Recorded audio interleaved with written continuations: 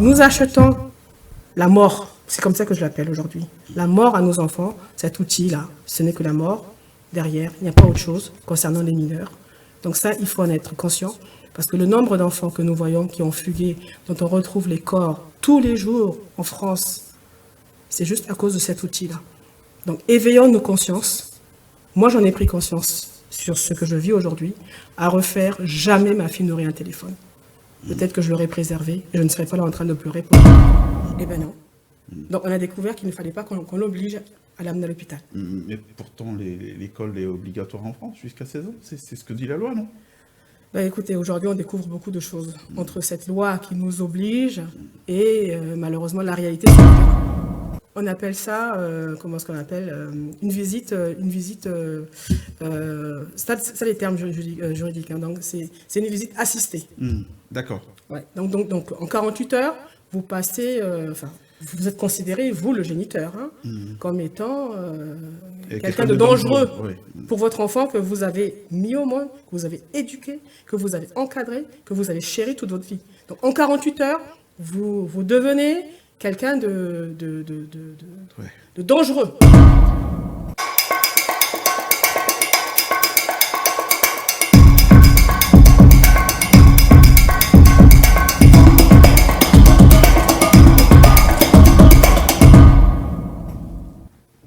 Bienvenue à tous, Africa Time. Aujourd'hui, on squatte Paris. On n'ira pas sur le terrain africain.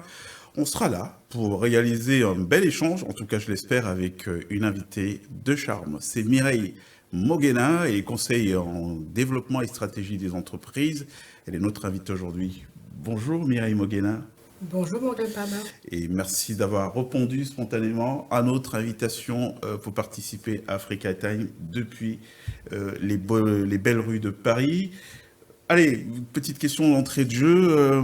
On a vu la pleine effervescence à Paris, le monde entier, les grandes dirigeants se sont déplacés pour assister hier à la fameuse inauguration de Notre-Dame de Paris. Alors, Notre-Dame de Paris qui fait peau neuve, ça vous inspire quoi? Ça m'inspire un renouveau. Un renouveau, c'est un signe des temps. Pour ceux qui sont chrétiens comme moi, c'est un vrai signe fort qui nous est amené pour justement comprendre ce qui est en train de se passer dans le monde. Et donc, nous avons tous été impactés par les incendies de Notre-Dame. Hein. Donc, Paris nous a privés de Notre-Dame durant plus de 4 ans et demi, 5 ans de reconstruction. Et le fait que nous avons tous ces chefs d'État venir assister à cette inauguration, c'est un moment fort. Un moment fort justement pour la France. Parce que je pense qu'aujourd'hui, on a besoin aussi d'avoir, de renouer avec la foi chrétienne aussi. Paris qui a repris des couleurs dans ces temps de morosité. Et puis Paris aussi qui reprend des couleurs par ces temps de morosité, parce que nous voyons bien ce qui est en train de se passer dans le monde. Donc c'est un moment de renouveau, renouveau à la fois, renouveau aussi dans ce monde qui est en changement. D'accord, Voilà. en profonde mutation. Justement, vous me faites un beau pied de nez. C'est une question qui n'a rien à voir. On va passer de coq à l'âne, mais ça ne fait pas de problème, puisqu'on est plutôt dans un entretien détendu, ici dans Africa Time. Alors, vous êtes conseil en développement et stratégie des entreprises. Je crois que vous opérez entre l'Afrique et la France. Vous avez certainement dû comprendre que l'Afrique sera en relais de croissance pour la France les années à venir, ou c'est déjà le cas aujourd'hui? Ça a déjà commencé, mais plus dans le futur, parce que comme on dit souvent, aujourd'hui, l'Afrique est le continent du futur. Nous le voyons bien depuis ces 10 dernières années, ou même dire ces 15 dernières années, et ce qui va être encore plus vrai aujourd'hui, parce que quand nous voyons aujourd'hui comment l'Afrique suscite un engouement, que ce soit au niveau des Chinois, des Japonais, enfin... même de la Turquie ou bien tous ces autres pays qui s'intéressent vraiment aux richesses de notre si beau continent. Et donc la France aussi a sa carte à jouer. Oui, mais pourtant on a comme l'impression qu'elle est complètement absente de ce nouveau logiciel, de ces nouveaux paradigmes qui sont en train d'émerger. On ne la sent pas, l'élite française en train de considérer l'Afrique comme étant un terrain où on peut faire du vrai business gagnant-gagnant?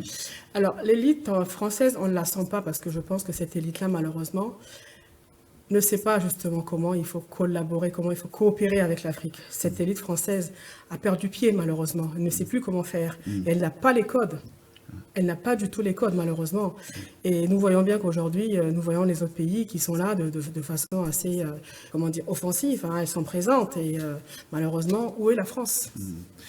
Où est la France? C'est une très belle question que vous posez. Justement, on va évoquer un tout petit peu l'état de la France avant de venir au sujet qui est le cœur même de cette émission Africa Time, aujourd'hui qui a été le prétexte de votre invitation ici. C'est la question du placement abusif des enfants en France par une institution qui s'appelle l'ASE, l'aide sociale à l'enfance, qui aujourd'hui est l'objet de nombreuses récriminations. Beaucoup d'enfants appartenant à des familles ont été placés de manière fantaisiste.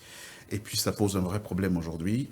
Une institution comme celle-là qui a été créée dans l'idée de venir au secours des enfants maltraités, aujourd'hui est en train de déstructurer les familles. On peut dire ça comme ça? Complètement, parce que, alors, on ne va pas tourner autour du pot. Je vais prendre mon propre cas. Ma fille, comme vous avez pu le voir à travers les médias, a été placée de façon abusive. D'accord? Donc, nous-mêmes, les premiers, nous avons été surpris. Pourquoi ce placement abusif? Parce que nous ne sommes pas des familles à problème. Ma fille n'avait pas de problème éducatif, à proprement parlant. D'accord? Je suis maman de 5 enfants. Nous avons 5 enfants. Tous mes aînés sont insérés dans la société. Ils n'ont aucun casier judiciaire. Ils n'ont jamais eu de problème avec la justice. Donc, c'est la dernière d'une fratrie de 5 enfants. Une enfant équilibrée, éduquée, accompagnée, qui était en école privée, qui faisait du sport, qui avait pas mal d'activités extrascolaires. Donc, on ne peut pas nous reprocher de ne pas avoir apporté le maximum, justement, pour encadrer et éduquer notre fille. Alors, dans votre cas, comment ça s'est passé? Un matin, la police est arrivée, vous a dit, télé, vous n'avez plus, plus de droit sur votre enfant? Non, pas du tout, parce que, bon, en fait, ce qui s'est passé, c'est que notre fille, comme les adolescents, comme nous voyons beaucoup d'adolescents aujourd'hui, a commencé à faire des fugues cet été, malheureusement. Donc, à 14 ans, c'est l'âge où elle était mal dans sa peau depuis quelque temps, mal dans sa peau parce que dû aussi au harcèlement scolaire, dû à pas mal de facteurs. Et ces facteurs-là, malheureusement... Qui ne sont pas forcément familiaux? Non, ces facteurs-là ne sont pas forcément familiaux. Mais à un moment donné, malheureusement, vous savez, quand vous avez un enfant qui va mal, les enfants d'aujourd'hui ont tendance à minimiser ou cacher les choses. Intérioriser aussi le mal-être. Les choses, le mal-être. Et donc, du coup, justement, donc, ce mal-être-là, et justement pour éviter ce mal-être, parce que personne n'est à l'abri, bien sûr, hein, mais pour éviter justement qu'elle soit dans des écoles, on va dire, de quartier, nous avons fait le choix de la mettre en école privée. D'accord. D'accord? Pour qu'elle soit justement dans un univers un peu sécurisé, on va dire. Parce que j'habite un département à la Seine-Saint-Denis, qui n'est pas le meilleur des départements, malheureusement, avec tous ces problèmes. Territoire de relégation sociale. Eh oui, ouais. malheureusement, donc les problématiques aussi donc, que l'on sait. Donc, du coup, on a fait le choix de la mettre en privé, justement, pour justement la préserver. Malheureusement, les écoles privées sont ce qu'elles sont. Ce qui se passe dans les écoles, on a tendance toujours à vouloir les étouffer, toujours les fermer. Et donc, du coup, ma fille a subi un harcèlement. Ce harcèlement ne s'est pas vite... Enfin, nous, en tant que parents, nous ne l'avons pas su. Détecté. Nous ne l'avons pas détecté. Ça nous a été caché, étouffé, parce que, en fait, il faut faire bonne figure. On ne veut pas forcément en parler aux parents. On essaye un peu de préserver l'image de l'école. Et malheureusement, ce harcèlement, s'est retrouvé en dehors du cercle scolaire. D'où ma fille a été poursuivie jusqu'à notre domicile. Quand vous voyez des gamins... C'est quoi? C'est des réseaux? C'est aujourd'hui, vous savez, le harcèlement est multifactoriel, hein, comme je dis souvent. Ça commence au sein de l'école, parce que dans les écoles aujourd'hui, même privées, il y a beaucoup de problèmes environnementaux, sociaux, dans le sens où dans les écoles privées, vous avez des enfants aussi qui ne sont pas forcément des enfants... je ne vais pas ici commencer à... Alors, pour les téléspectateurs qui nous regardent, il s'agit de la petite Alison. On va voir des images tout à l'heure, si la régie nous les propose sur le mur d'images derrière. La petite Alison, donc, qui est portée disparue depuis combien de temps, à peu près? Alors, Alison, elle est portée disparue depuis le 27 septembre.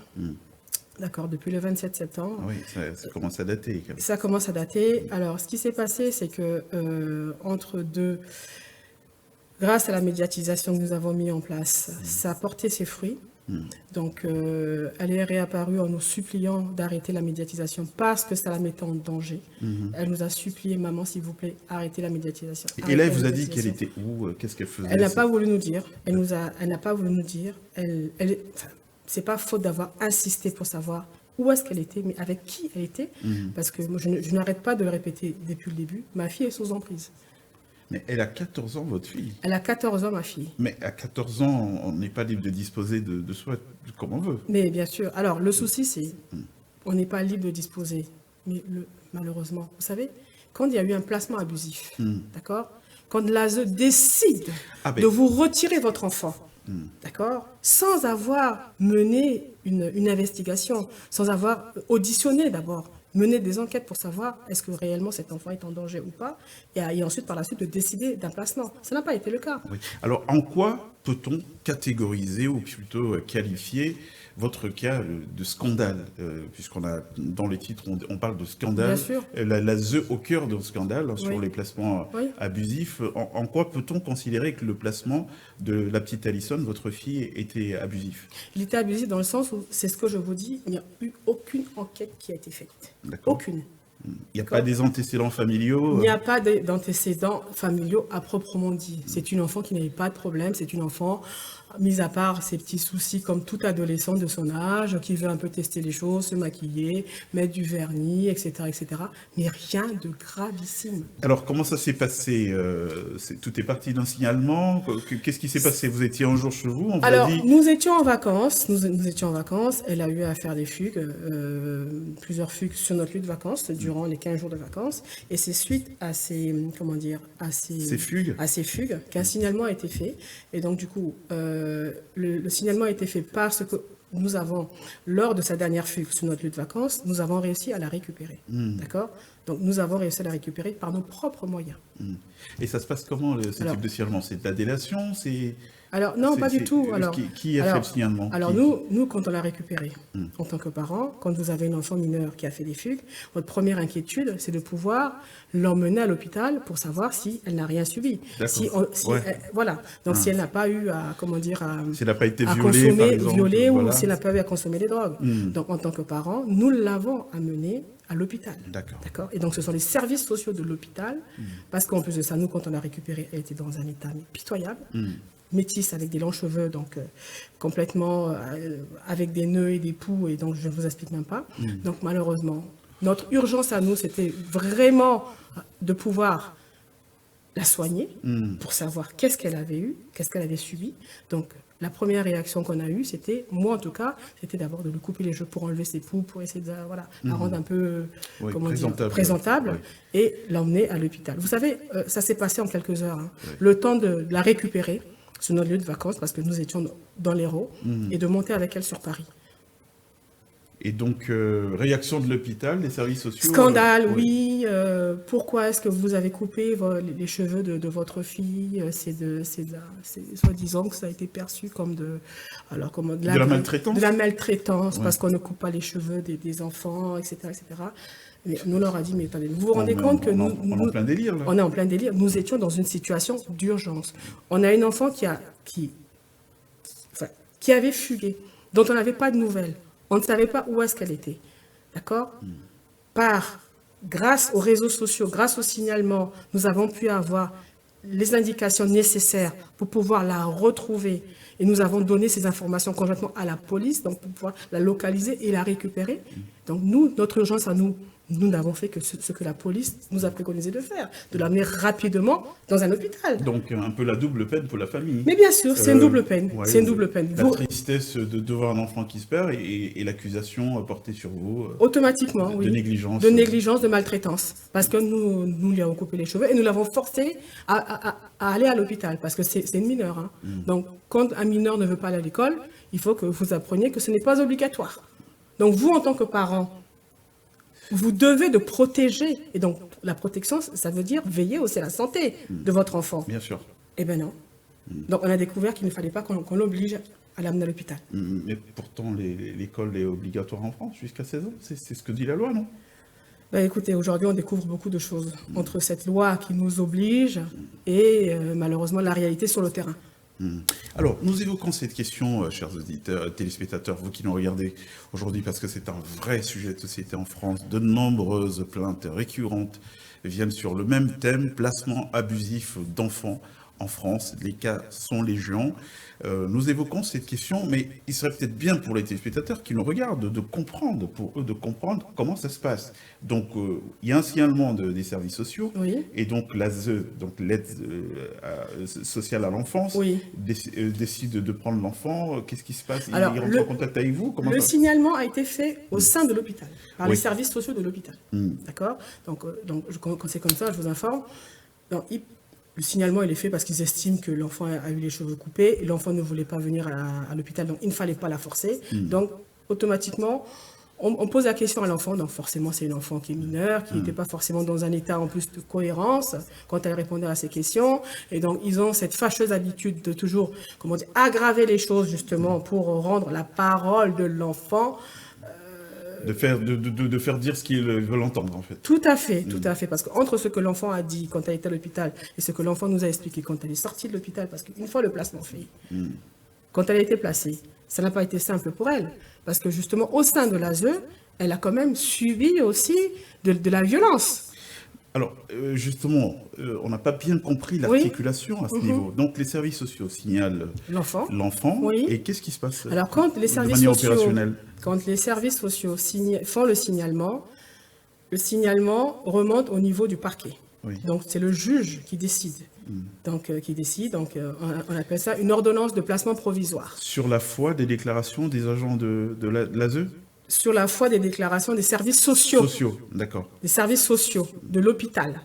D'accord? Et donc, des services sociaux de l'hôpital font remonter l'information conjointement au niveau de l'ASE et qui fait... Qui saisit le le tribunal. juge. Ouais. Voilà, Ouais. c'est ça. Parce que tous les services sociaux des hôpitaux travaillent conjointement avec l'aide sociale à l'enfance de Paris. Hein. D'accord. Voilà. Donc information remontée à l'ASE. À l'ASE, contacte le tribunal. Le tribunal, et donc la il y a une juge ordonnance, décide de faire une un ordonnance de placement provisoire. Mm. Et donc, du coup, cette ordonnance de placement provisoire, quand elle est notifiée, vous recevez l'information par courrier ou par différents biais. Entre-temps, vous êtes en contact avec votre enfant? Vous pouvez la voir toujours? Alors, entre-temps, nous qui étions en contact avec notre fille à l'hôpital, nous avions le droit d'aller la voir tous les jours. Alors, du coup, du jour au lendemain, nous n'avons plus le droit d'approcher notre fille. Ah bon? Ah, mais c'est une violence. On appelle ça, comment est-ce qu'on appelle, une visite, ça les termes juridiques, hein, donc c'est une visite assistée. D'accord. Ouais, donc en 48 heures, vous passez, vous êtes considéré, vous le géniteur, hein, comme étant quelqu'un de dangereux pour votre enfant que vous avez mis au monde, que vous avez éduqué, que vous avez encadré, que vous avez chéri toute votre vie. Donc en 48 heures, vous devenez quelqu'un de dangereux. Donc il faut une présence tierce pour que un dialogue puisse s'établir entre vos enfants. Absolument. Donc il faut une personne tierce pour écouter ce que vous dites, pour estimer que ce que vous dites est normal ou pas normal, parce que là, on surveille tous vos faits et gestes. Et pour décider du timing. Donc, tout à fait. Ça suffit maintenant, elle va partir, c'est ça. Vous l'avez assez embêté. Et votre enfant, parce que moi, j'étais très tactile avec ma fille. Donc, c'était mon bébé. Donc, les câlins, les bisous, tout ce que vous voulez. Donc, du jour au lendemain, on vous dit non, vous n'avez pas le droit de toucher à votre enfant. Alors, ça poursuit quelle logique, juste pour comprendre. Comment? Ça poursuit quelle logique, tout ça? En tout cas, ça, c'est mon expérience et mon vécu. Hein. La logique, elle est faite pour, soi-disant, préserver l'enfant, mais je vous l'assure, pour l'avoir vécu, ça déconstruit. En fait, vous, en tant qu'individu, en tant qu'humain, en tant que maman, en tout cas moi, en tant que mère, comme je le suis, c'est d'une violence sans nom. Je ne le souhaite même pas à mon pire ennemi. D'accord. Donc, il y a ce placement donc, à l'ASE, et s'en est suivi une série de fugues. C'est-à-dire, mais les fugues, c'est sous la responsabilité, pendant qu'elle est sous la responsabilité de l'ASE. Pendant l'ironie du sort, l'ASE qui se disait qui remplaçait du coup les parents, la cellule familiale, Donc, du coup, on nous octroie, enfin, on nous enlève notre droit parental, Ça attribue des bons points. absolument, donc devient le garant de la sécurité de notre fille, puisqu'elle est placée dans leur structure. Et en étant placée dans leur structure, ma fille subit des agressions. Et là, dans ce Et cas, sous leur protection, pour se protéger à nouveau, comme elle se fait violenter, elle fuit à nouveau, elle fugue. Et figurez-vous, pendant qu'elle fugue, pensez-vous qu'on a été informé le jour même ou le lendemain ou durant la nuit de la fugue? On a été informé 4 jours plus tard. c'est légal? Est-ce que c'est légal? Selon l'ASE et selon le droit français, a priori, oui. Ils ont tous les droits. Ils ont tous les droits. Mais vous, en tant qu'humain qui mettez au monde votre enfant, vous n'avez plus de droits. Alors, petite question. On vous déshumanise. Non seulement on déshumanise votre enfant, mais vous, en tant que mère et en tant que parent, et son père, on nous a déshumanisés. On a déstructuré ce que nous avons construit. Justement, vous prenez un tout petit peu de l'avance, ça me fait plaisir. Comment vous l'avez vécu au niveau familial? Il y a des frères, j'ai bien compris? Il y a des frères, il y a Ouais. des sœurs, la cellule familiale. On a vécu ça comme... Ou plutôt, comment vous le vivez, puisque la situation on le vit très très mal. Perdure. On le vit très très mal parce qu'aujourd'hui, il faut se battre. Il faut se battre contre les services sociaux. Il faut se battre contre eux. Qui ont tous les droits. Qui ont tous les droits. Donc il a fallu qu'on prenne un avocat. Il a fallu qu'on démontre que nous ne sommes pas des parents défaillants, que nous ne l'avons jamais été. Il a fallu des témoignages, des personnes qui puissent nous appuyer, nous soutenir sur le plan social, sur le plan professionnel. Apporter des témoignages. D'accord. Et donc, quelle est la suite qui est en train d'être donnée à cette affaire? Donc, il y a une fugue. Alors, il y a une fugue aujourd'hui. C'est plusieurs fugues Alors, oui. ma fille a eu à faire plusieurs fugues parce qu'en fait, elle est sous emprise. D'accord? Et donc, pour nous, en tant que parents, c'est une double peine parce que nous découvrons une jeune fille en pleine adolescence avec les hormones, avec tout ce qu'on sait. Que l'adolescence crée chez les enfants, d'accord? Donc une enfant qui subit du harcèlement, on l'a découvert, et donc tout ce mal-être fait que elle se réfugie sur les réseaux sociaux, et donc commence une espèce d'emprise avec des personnes qu'on ne maîtrise pas, qu'on ne connaît pas. Des réseaux. Et donc nous, en tant que parents, on suppliait l'État de nous aider à comprendre qu'est-ce qui ne va pas chez notre fille. Et on a subi la double peine, donc le placement, donc la violence, la déstructuration. L'enfant, ma fille, donc au début, elle s'est sentie forcément toute puissante, puisqu'elle avait la liberté de faire ce qu'elle voulait. Dans cette structure de l'ASE où il n'y a pas de surveillance, l'enfant est livré à lui-même. Mais alors, ça poursuit quelle logique? On enlève l'enfant du tissu familial, oui, sous prétexte que l'enfant est en danger, son épanouissement est menacé, oui, et on le place dans une structure où il est sans surveillance. C'est quoi la logique, en fait? Mais c'est la logique française qu'on découvre aujourd'hui. C'est cette logique-là que moi, en tant que mère, je découvre. Parce que... Et là, on a, en termes de bilan, oui, une refugue. Oui. Qui fait le procès de l'ASE en ce moment? Qui demande des comptes, qui leur dit, ben voilà, vous avez pris un enfant qui est sous votre responsabilité, oui, là il a fugué, oui, rendez-nous des comptes. Qui le fait? Qui le fait? Actuellement, la procédure, elle est en cours, d'accord? Et pour le moment, comme on dit, on ne peut pas porter plainte contre l'ASE, parce que c'est pas faute d'avoir essayé de porter plainte, mais on vous dit clairement, mais l'ASE c'est l'État et vous pouvez pas porter plainte contre l'ASE aujourd'hui. Il y a beaucoup de cas comme le vôtre qui nous ont été signalés? Alors, il y a beaucoup de cas avant la fugue de ma fille, et depuis que cette histoire, justement, est en train de prendre de l'ampleur, j'ai beaucoup de contacts, beaucoup de parents qui m'appellent, qui me disent que, effectivement, leur enfant a été placé. Certains parents n'ont pas de nouvelles de leur enfant, ils ne savent même pas où sont les enfants. Donc, c'est un vrai drame que nous vivons aujourd'hui en France. Moi, je ne le comprenais pas avant. Je vous assure que j'entendais des choses, mais je ne comprenais pas ce que vivaient les parents. Mais maintenant que je suis au cœur du vécu, au cœur de ce que je vis au quotidien, eh bien, je vous assure que je ne souhaite à personne, en fait. Quid des grands-parents? Parce que là, vous évoquez le cas des parents. Et ma belle-mère, malheureusement, elle a fait un infarctus. D'accord. Parce que pour elle, c'est terrible. C'est terrible. C'est un drame social. C'est un drame social. Une femme qui a plus de 83 ans, qui, bien sûr, a des valeurs, valeurs de famille, des valeurs chrétiennes, françaises. Ma fille est métisse, hein, donc papa blanc et maman africaine. Donc française de pur jus. Française pur jus, gauloise comme on dit, et aujourd'hui qui découvre cette France, du haut de ses 83 ans, elle me dit mais jamais elle aurait pu comprendre qu'ici en France, qu'on puisse vivre de tels drames, que les familles puissent vivre de tels drames. Elle en est complètement dévastée. À telle enseigne qu'elle a fait un infarctus. Hein, voilà. Alors Mireille Moguena, je rappelle, vous êtes notre invitée aujourd'hui sur Africa Time. On a décidé de rester sur Paris, et pas par hasard, c'est pour mener cet entretien avec Mireille Moguena sur le placement abusif des enfants. On nous signale de nombreux scandales du côté de l'ASE. L'ASE, c'est l'aide sociale à l'enfance, une institution française, à la base chargée prendre en charge des enfants menacés dans leur épanouissement, ou plutôt des enfants en danger. Mais apparemment, il y a une extension aujourd'hui de ce qui était les prérogatives de départ. On va devoir se quitter, Mireille Moguena. Si en regardant la caméra, je vous demandais de passer un message, qu'est-ce que vous avez envie de dire pour clore notre entretien? Alors moi, si j'ai un message à passer aujourd'hui, c'est de dire aux familles africaines, d'origine africaine, parce qu'aujourd'hui, on n'a pas... Le scandale que nous vivons aujourd'hui en France doit nous éveiller et nous réveiller. Ce qui se passe aujourd'hui n'est pas anodin, et j'attirais l'attention des parents d'être vraiment vigilants aux fréquentations des enfants, vigilants à ce qui se passe même dans les écoles. Et surtout, ce n'est pas parce qu'un enfant est dans une école privée qu'il est à l'abri du danger. Donc, soyez vraiment vigilants.